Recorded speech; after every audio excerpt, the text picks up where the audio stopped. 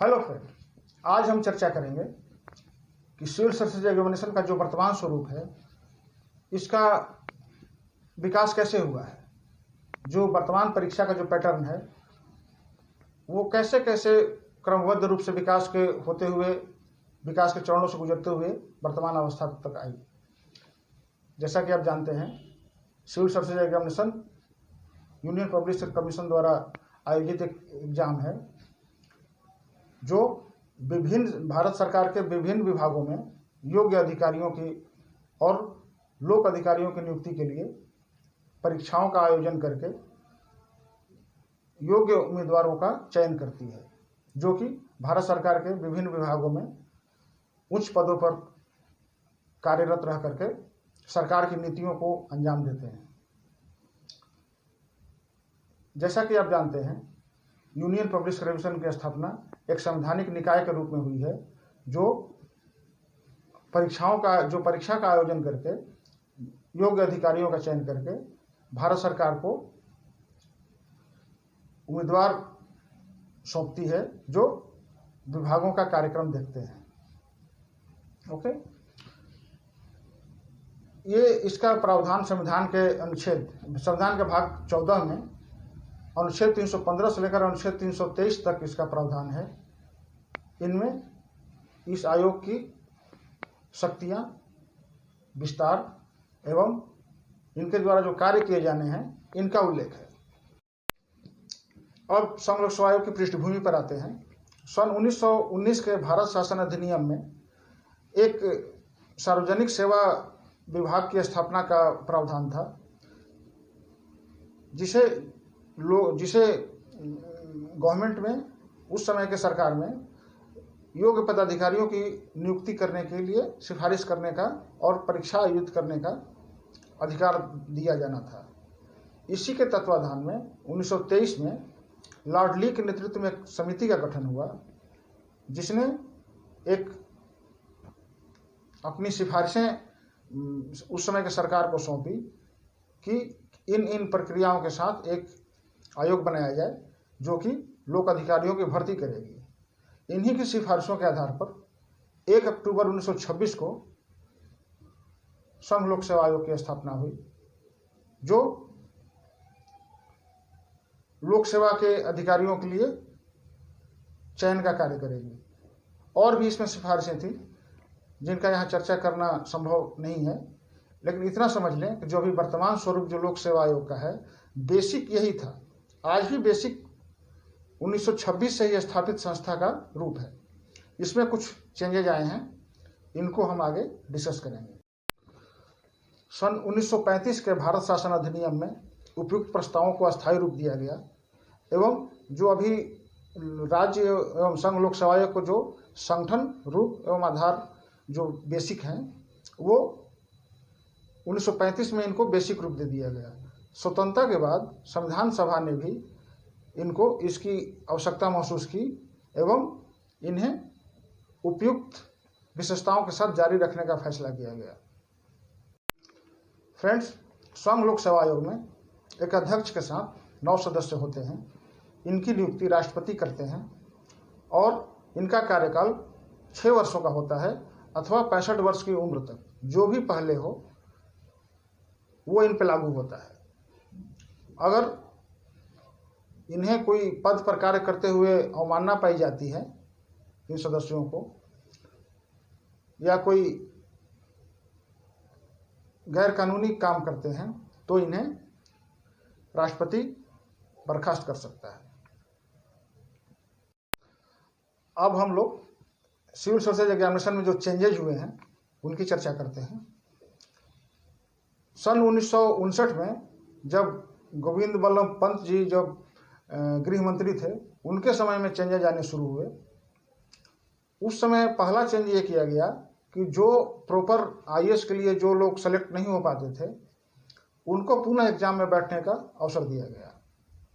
पंत साहब ने दूसरा ये चेंज किया कि जो साक्षात्कार का उस समय 45% मार्क्स लाना अनिवार्य था, इस क्राइटेरिया को उन्होंने समाप्त कर दिया।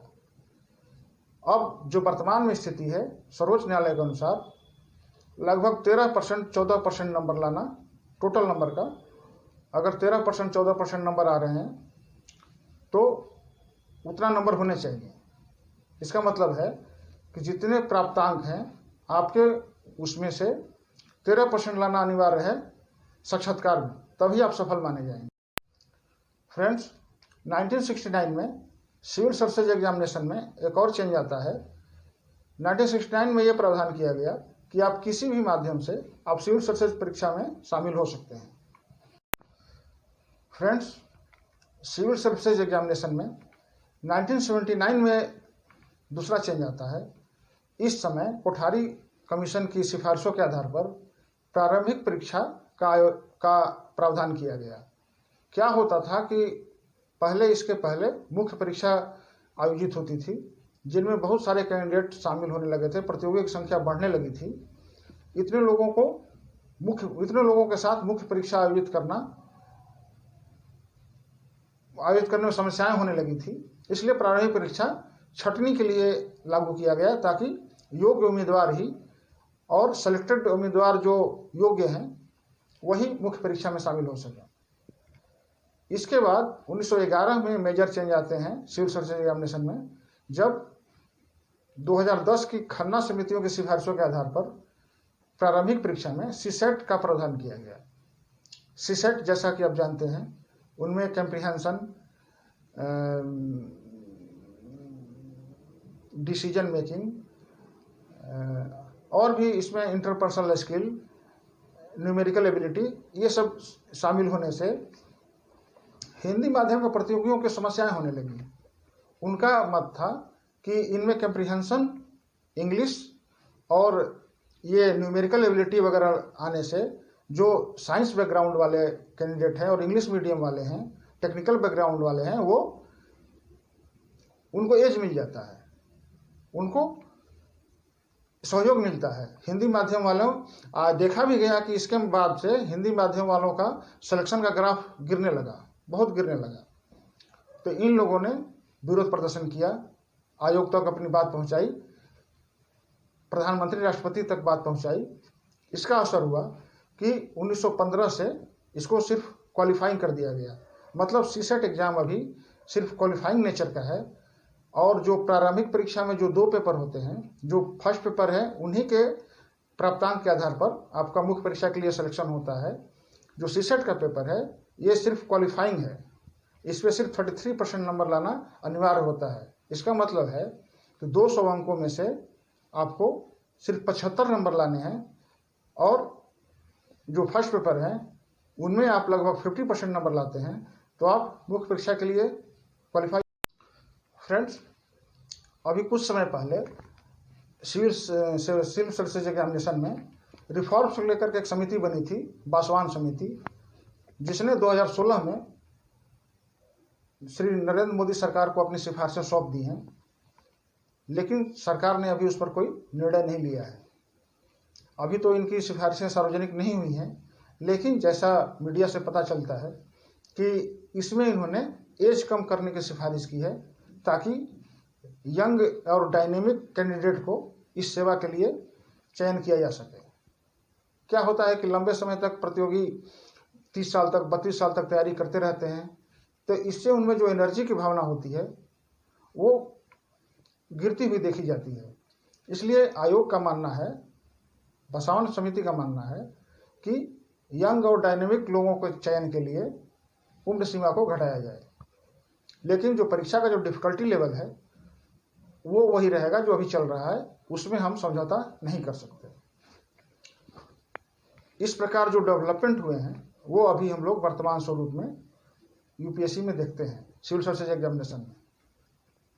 अभी का जो वर्तमान पैटर्न है, जैसा कि आप जानते हैं, सिविल सेवा परीक्षा में 3 स्टेजेज होते हैं: प्रारंभिक परीक्षा, मुख्य परीक्षा और साक्षात्कार।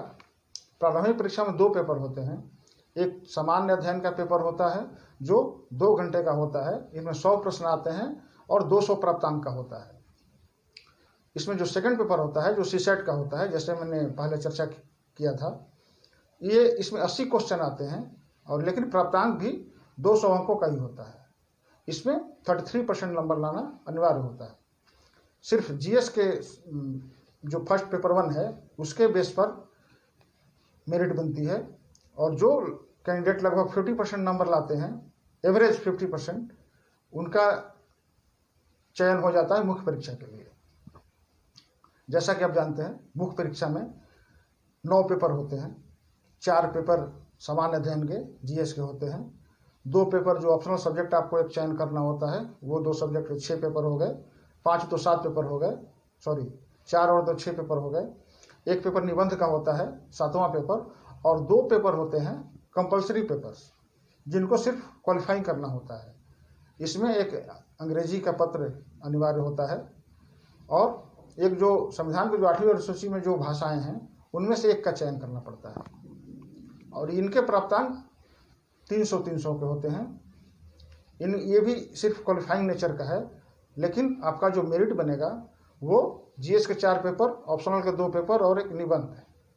इन 7 पेपर के आधार पर आपका मेरिट बनेगा, और आपका चयन साक्षात्कार के लिए किया जाएगा।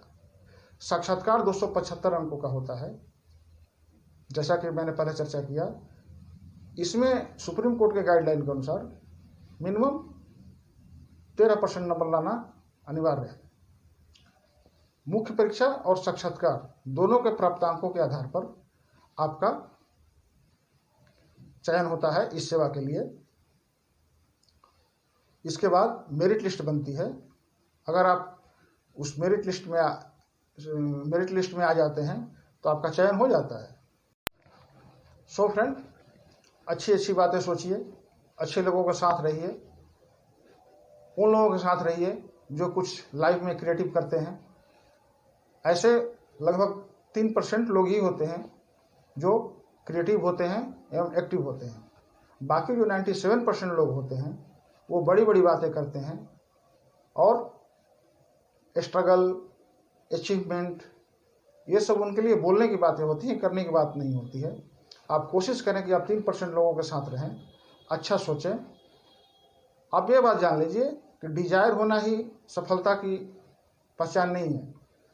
सिर्फ डिजायर से ही सक्सेसफुल नहीं मिलेगा। हाँ, डिजायर होगा तो आप सक्सेसफुल हो सकते हैं, लेकिन अगर आप में एग्जीक्यूशन करने की क्षमता है, desire plus execution equal to success. इसलिए एग्जीक्यूशन पर जोर दीजिए अपने स्टडी में, अपने लाइफ में, फिर सफलता ही सफलता है। Okay, so work hard, execute your work and desire in success. We always with you. किसी तरह की आपको समस्या है, किसी तरह का हेल्प चाहिए, आप हमें मैसेज कीजिए, कोशिश करेंगे आपके समस्याओं का समाधान करने की। Okay, good luck.